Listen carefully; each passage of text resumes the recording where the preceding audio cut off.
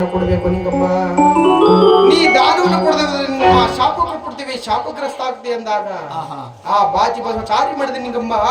ಹೌದು ಆಗ್ಲಿ ನಿಮ್ಮ ಪಾದ ಕಂದಾಯದ ಒಡೆಯ ಗುರುವೇ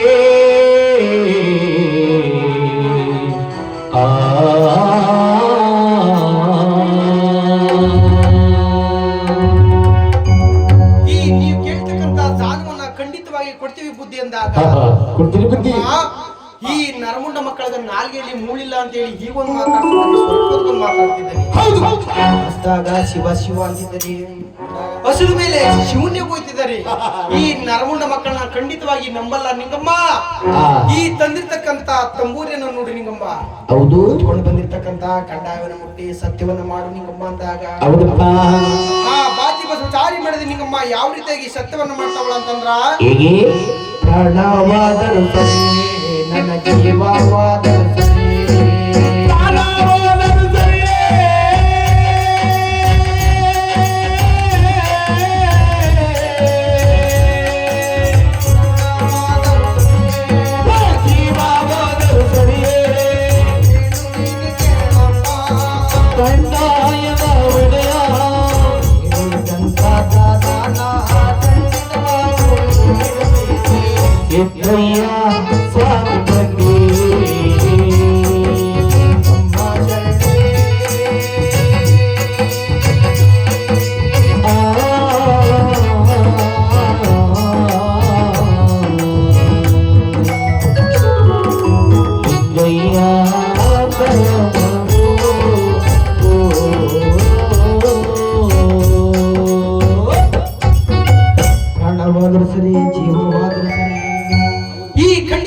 ಕೇಳದಂತ ದಾನವನ್ನು ಕೊಡ್ತೀವಿ ಅಂದಾಗ ನಿಂಗಮ್ಮ ತಂಬೂರಿಯನ್ನು ಮುಟ್ಟಿ ಸತ್ಯವನ್ನು ಮಾಡಿದ್ದೀವಿ ನಿಂಗಮ್ಮ.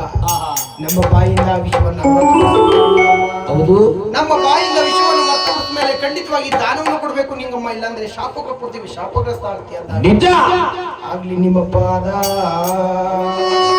ಈ ಕೇಳ್ತಕ್ಕಂತ ದಾನವನ್ನು ಕೊಡ್ತೀವಿ ಬುದ್ಧಿ. ನಾ ತಿಳಿದಿರ್ತಕ್ಕಂಥ ಮುತ್ತು ರತ್ನವನ್ನು ಬಿಟ್ಟು ಮತ್ತೊಂದು ದಾನವನ್ನೇ ಹೇಳಿ ಬುದ್ಧಿ ಅಂದಾಗ ಮಂಟೆ ಸ್ವಾಮಿಯವರು ಮನೆ ಮುಂಭಾಗ್ಲಿ ನಿಂತ್ಕೊಂಡು ಹೇಳ್ತವ್ರ, ಹಿಂಗಮ್ಮ ಮುತ್ತು ಮುತ್ತು ಮಾತನಾಡುವ ಮುತ್ತು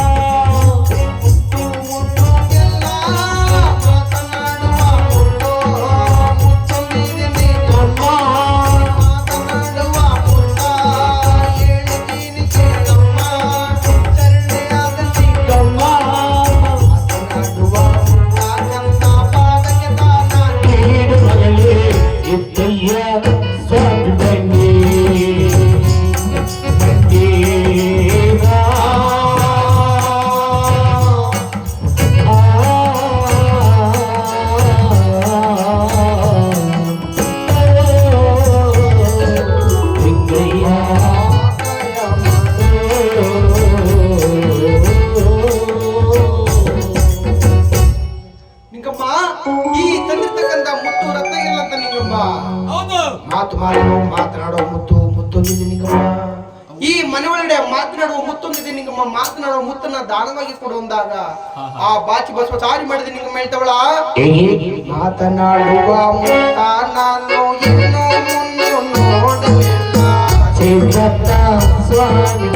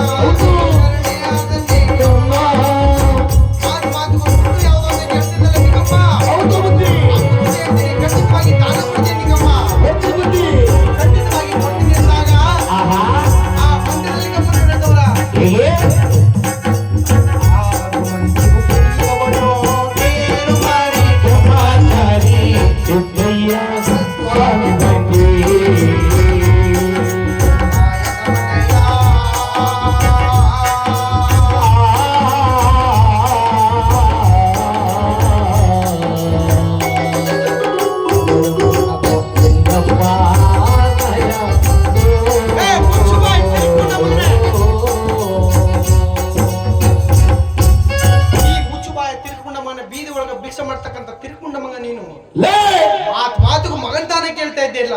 ಹೌದು ನೀ ಕೇಳ್ತಕ್ಕಂತ ದಾನ ಏನಾದ್ರು ನನ್ನ ಪತಿ ಬಾಚಿ ಬಸವಚಾರಿ ಗೊತ್ತಾಗುತ್ತೆ. ಹೌದಪ್ಪ ನನ್ನ ಪತಿ ಬಾಚಿ ಬಸವಚಾರಿಗೆ ಏನಾದ್ರು ಗೊತ್ತಾಗ್ಬಿಟ್ರೆ ನಿನ್ನ ಕುಲಿಮೆ ಕಚೇರಿ ಒಳಗೆ ಹಾಕೊಂಡು ಬುದ್ಧಿ ಉದ್ದ ತೂದಾಕ್ಬಿಡ್ತಾನೆ. ಹೌದು ನನ್ನ 6 ಜನ ಗಂಡು ಮಕ್ಕಳಿಗೆ ಏನಾದ್ರು ಗೊತ್ತಾಗ್ಬಿಟ್ರ ನನ್ನ 6 ಜನ ಗಂಡು ಮಕ್ಕಳಿಗೆ ಏನಾದ್ರು ಗೊತ್ತಾಗ್ಬಿಟ್ರ ನಿನ್ನ ಬಾಚಿ ಚೆಕ್ಕೆ ಕೆತ್ತದಾಗ ಕೆತ್ತಿಟ್ಬಿಡ್ತಾರ ತಿರ್ಕೊಂಡ ಮಗನ.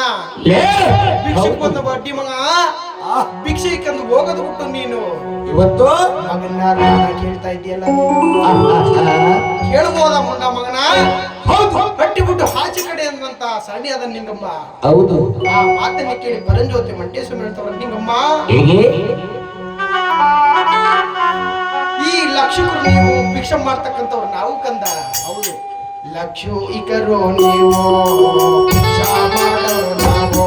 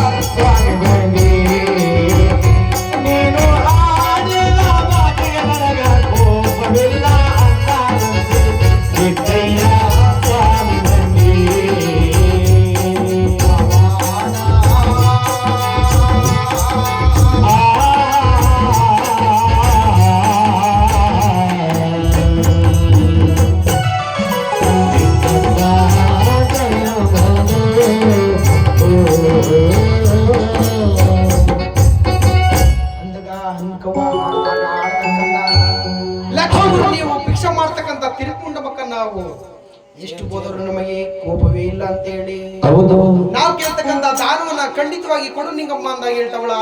ಹೇಗೆ ಸ್ವಾಮಿ ಮಾತಿಗೂ ಮಗನ ದಾನ ಕೇಳ್ತಿಲ್ಲ ಬುದ್ಧಿ. ಗುರುವಾಡಿನ ಮಾತುಗಳ ಕೇಳಿ ಪುಣ್ಯವಂತನ ಮಡಲಿ